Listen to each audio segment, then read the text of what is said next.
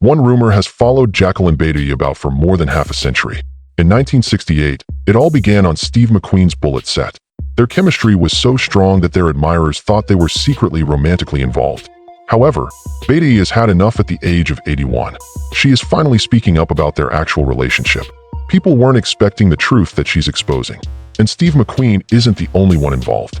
A woman's entire career might be tarnished by just one false statement. She is finally speaking out now, after decades of being left out. A baby girl was born amid the din of faraway bombs on a September morning in 1944, deep in the heart of England's worst hour. Winifred Jacqueline Fraser Bisset was born to Arlette, who was not present for her husband's birth. Even when fighter jets continued to boom overhead, he was far away in Iceland practicing medicine. The area around Jacqueline's birthplace, Weybridge, has been designated as a secure area.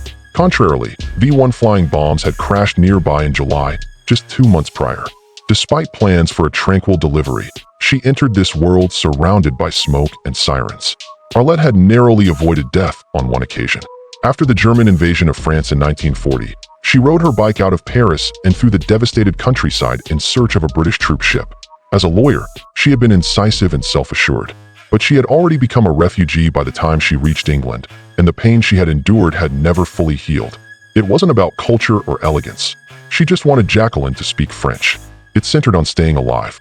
Young Jacqueline had to step in and translate during family arguments because Arlette would slip into French when she got angry, sometimes yelling and other times sobbing. She was the mediator even at the tender age of 7. The turning point arrived at that particular second. Her mother was afflicted with multiple sclerosis about 1951 when Jacqueline was 7 years old. The tragedy devastated the entire family, not just Arlette. Despite being hired to provide care, her father voluntarily left. He just departed.